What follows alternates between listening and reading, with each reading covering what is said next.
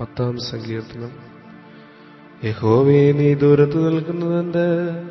കഷ്ടകാലത്ത് നീ മറഞ്ഞു കളയുന്നതുമെന്ത്? ദുഷ്ടന്റെ അഹങ്കാരത്താൽ എളിയവൻ തപിക്കുന്നു. അവർ നിരൂപിച്ച ഉപായങ്ങളിൽ അവർ തന്നെ പിടിപെടട്ടെ. ദുഷ്ടൻ തന്റെ മനോരഥത്തിൽ പ്രശംസിക്കുന്നു. ദുരാഗ്രഹി യഹോവയെ തിരിച്ചു നിന്ദിക്കുന്നു. ദുഷ്ടൻ ഉന്നത ഭാവത്തോടെ അവൻ ചോദിക്കുകയില്ല എന്ന് പറയുന്നു.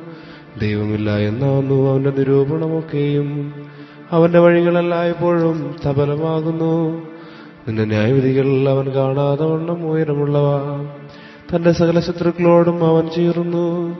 ഞാൻ കുലുങ്ങുകയില്ല, ഒരു നാളും അനർത്ഥത്തിൽ വീഴുകയുമില്ല എന്ന് അവൻ തന്റെ ഹൃദയത്തിൽ പറയുന്നു. അവന്റെ വായിൽ ശാപവും വ്യാജവും സാഹസവും നിറഞ്ഞിരിക്കുന്നു. അവന്റെ നാവിൻ കീഴിൽ ദോഷവും അതിക്രമവും ഇരിക്കുന്നു. അവൻ ഗ്രാമങ്ങളിലെ ഒളിവുകളിൽ പതിയിരിക്കുന്നു. മറവിടങ്ങളിൽ വെച്ച് അവൻ കുറ്റമില്ലാത്തവനെ കൊല്ലുന്നു. അവൻ രഹസ്യമായ അഗതിയുടെ മേൽ കണ്ണുവച്ചിരിക്കുന്നു. സിംഹം മുറ്റുകാട്ടിലെന്ന പോലെ അവൻ മറവിടത്തിൽ പതുങ്ങുന്നു. എളിയവനെ പിടിപ്പാൻ അവൻ പതിയിരിക്കുന്നു.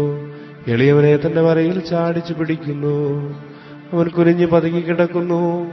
അഗതികൾ അവന്റെ ബലത്താൽ വീണുപോകുന്നു. ദൈവം മറന്നിരിക്കുന്നു. അവൻ തന്റെ മുഖം മറച്ചിരിക്കുന്നു. അവൻ ഒരു നാളും കാണുകയില്ല എന്നവൻ ഹൃദയത്തിൽ പറയുന്നു. യഹോവേ, എഴുന്നേൽക്കണമേ. ദൈവമേ, തൃക്കൈ ഉയർത്തേണമേ. എളിയവരെ മറക്കരുതേ. ദുഷ്ടൻ ദൈവത്തെ നിന്ദിക്കുന്നതും നീ ചോദിക്കുകയില്ല എന്ന് തന്റെ ഉള്ളിൽ പറയുന്നതും എന്തിന്?